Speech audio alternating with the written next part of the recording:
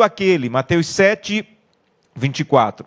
Todo aquele, pois, que ouve estas minhas palavras e as pratica, será comparado a um homem prudente que edificou sua vida sobre a rocha.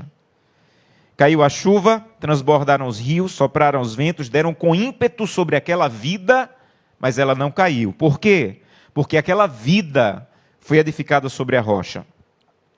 Mas todo aquele que ouve estas minhas palavras e não as pratica, será comparado a um homem tolo, que edificou sua vida sobre a areia.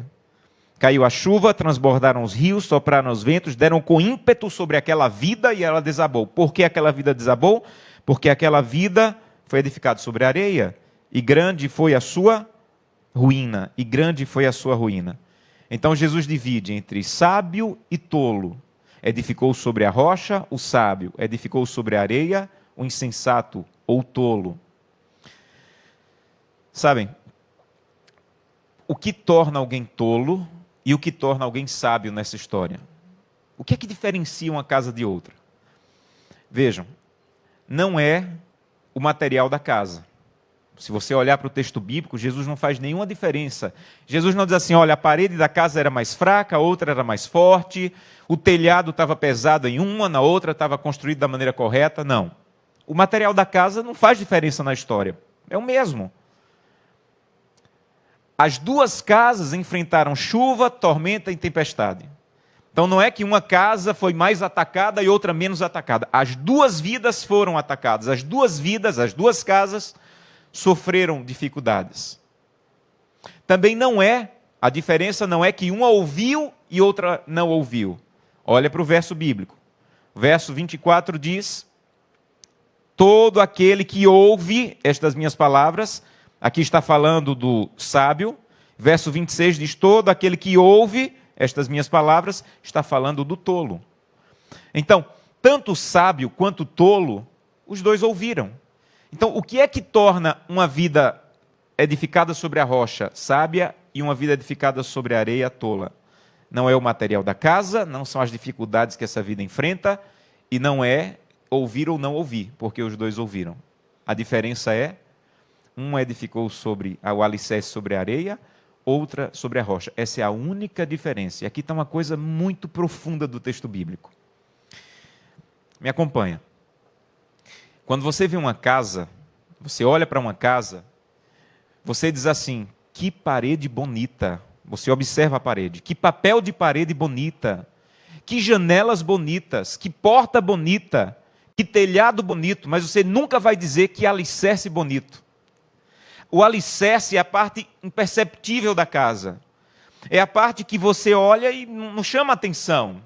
Porque até é imperceptível. Depois que a casa está construída, você não vê mais o alicerce. E Jesus faz questão de dizer que a diferença entre uma casa e outra, uma vida e outra, não é a parede, não é o telhado, não é a janela, não é a porta, é aquilo que não dá para ver. Então, presta bem atenção. Você quer ser sábio ou tolo? Isso depende de onde está aquilo que não dá para ver. Pastor, me explica melhor. Há coisas na vida cristã que eu vejo você fazendo. Há coisas na vida cristã que eu vejo você praticando. Mas essa história está dizendo que o que faz uma vida ser sobre a rocha, sobre a areia, é aquilo que o outro não vê. Está no alicerce, está embaixo. Não dá para ver, mas se não tem, a casa vai cair. Eu não sei se você ora. Você não sabe se eu oro. Eu não sei se você estuda a Bíblia. Você não tem como saber se eu estudo a Bíblia. Eu não sei se você faz o culto familiar. Você não tem como saber se eu faço o culto familiar. É a parte imperceptível da vida cristã que sustenta a vida cristã. Às vezes nós garantimos, ou achamos que garantimos a nossa vida cristã por aquilo que as outras pessoas veem. Eu vou na igreja no sábado pela manhã, todo sábado. Isso é visível, mas não é o alicerce. As pessoas me veem devolvendo o dízimo. Bênção, isso é visível, mas não é o alicerce. As pessoas me veem no pequeno grupo. Deus te abençoe, frequente o pequeno grupo. Isso é visível, mas não é o alicerce. O alicerce é a parte da vida cristã que é imperceptível. Não dá para ver. Não dá para notar, não dá para saber se você tem ou eu tenho. Mas se tirar aquilo, a casa vai desmoronar. Mesmo você guardando o sábado, mesmo você indo ao pequeno grupo, mesmo você devolvendo o dízimo. É a parte imperceptível da sua vida cristã o que sustenta a vida cristã. Sabe por que alguns casamentos estão ruindo?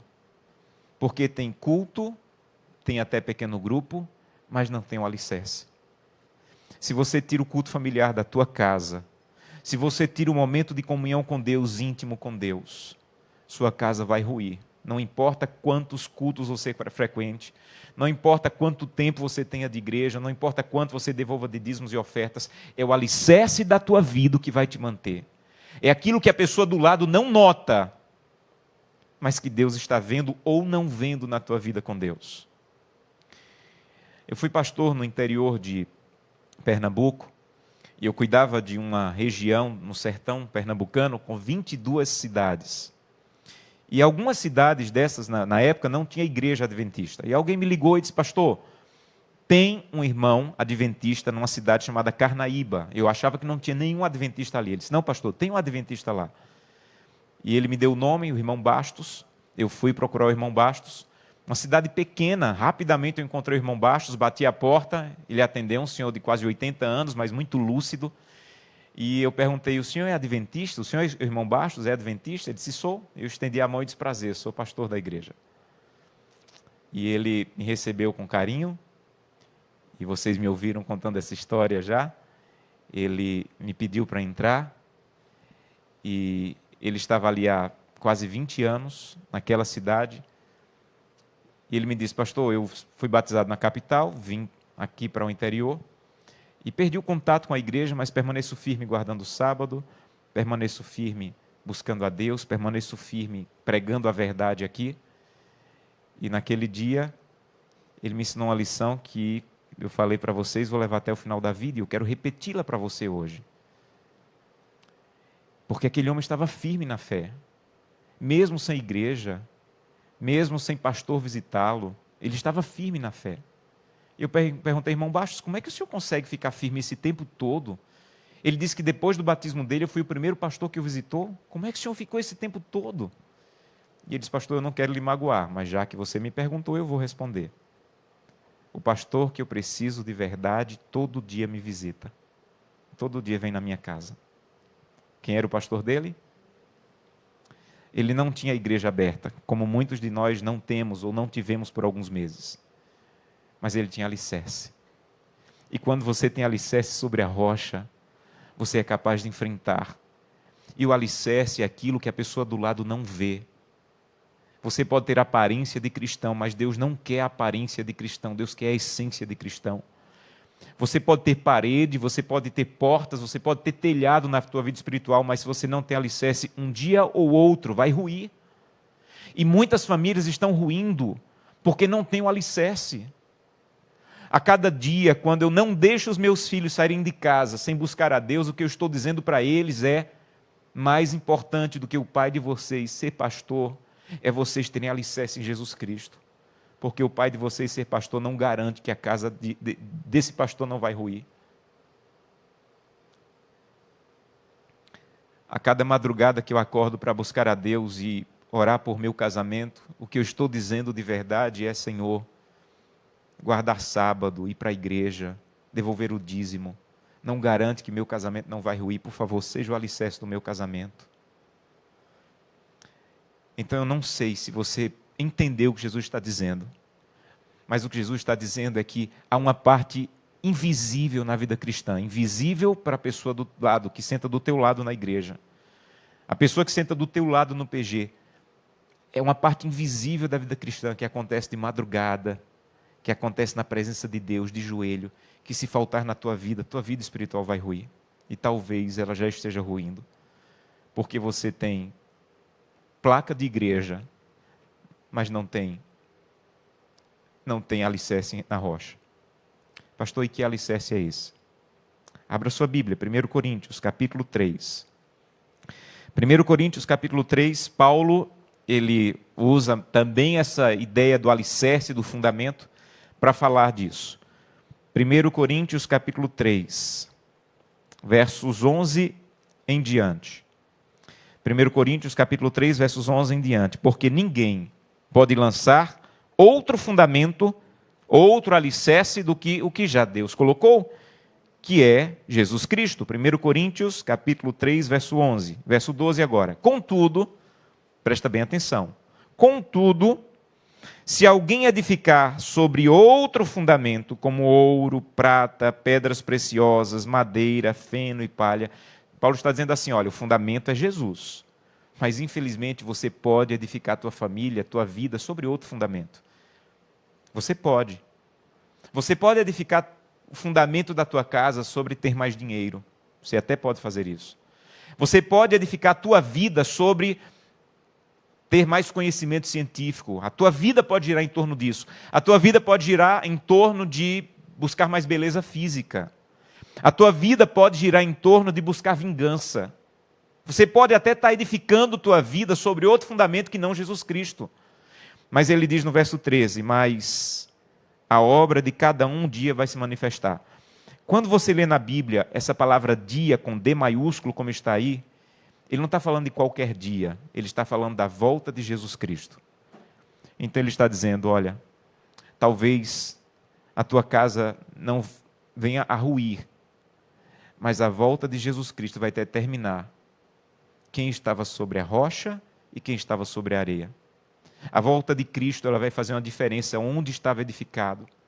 Hoje, você olha para a igreja e parece que está todo mundo bem. Você não sabe quem ora, quem não ora, quem lê a Bíblia, quem não lê, quem estuda o Espírito de profecia, quem não estuda, quem faz o culto familiar, quem não faz. Mas quando chegar o dia da volta de Cristo, nós vamos saber quem estava sobre a rocha e quem estava na areia. Quem estava com a raiz fincada na água da vida e quem tinha raiz superficial. É isso que Paulo está dizendo. Cuidado, onde você está edificando tua casa, onde você está edificando tua família, onde você está investindo. Você pode até edificar sobre outra coisa, mas vai ruir.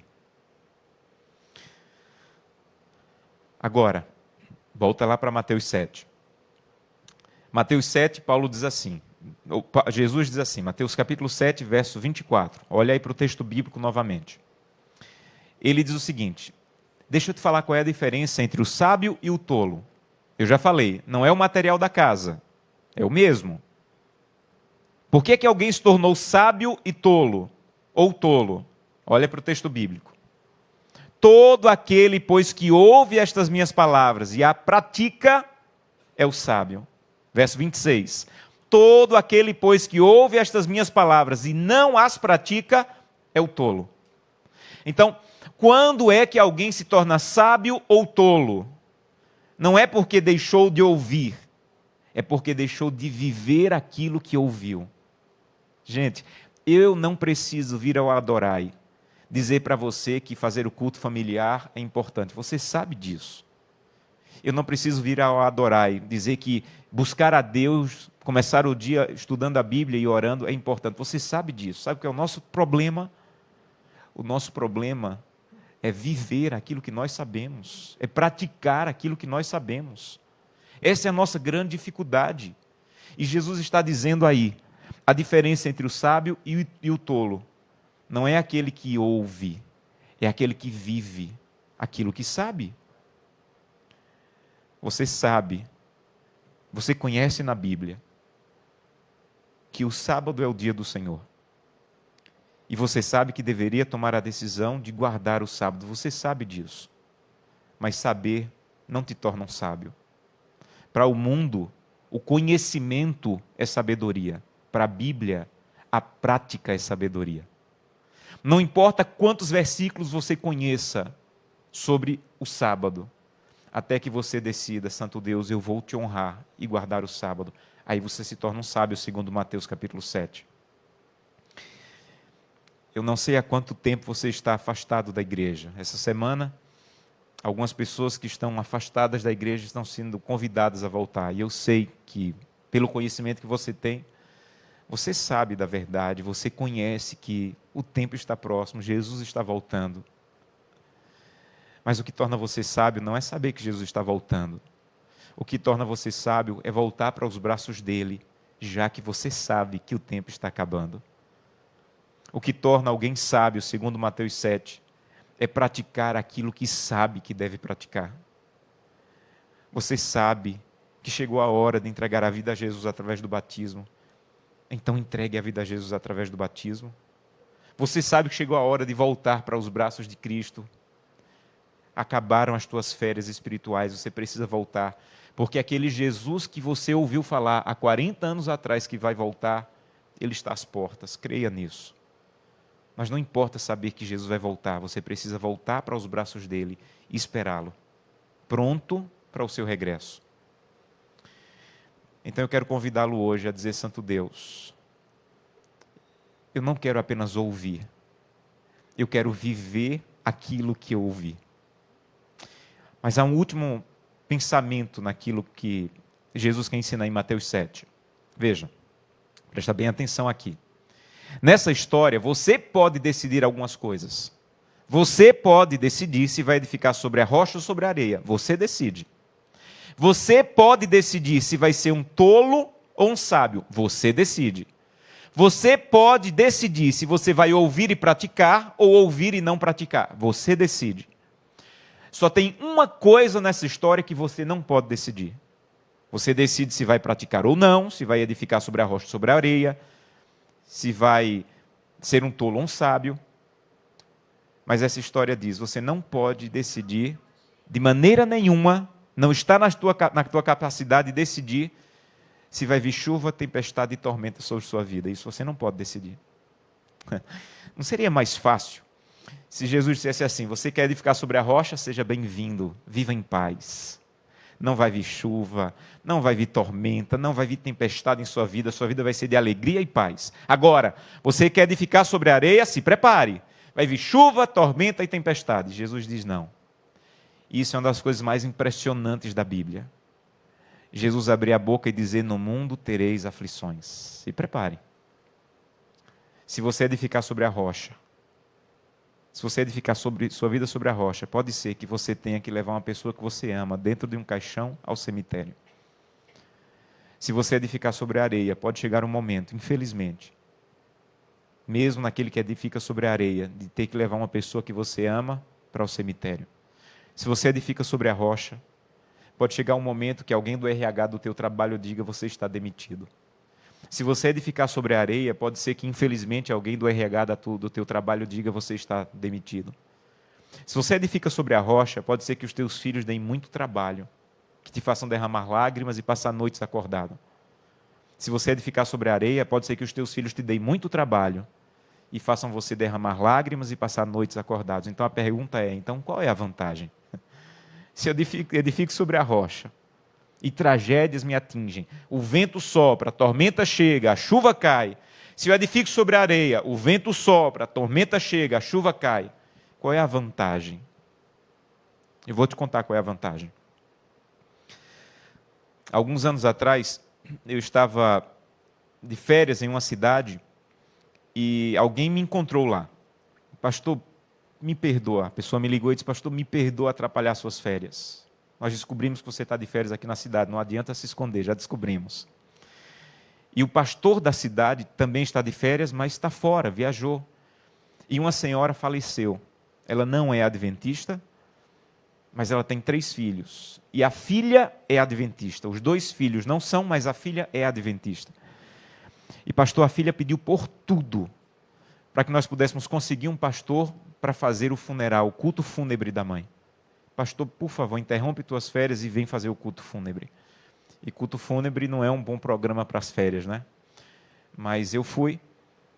Quando cheguei lá, eu vi muito desespero.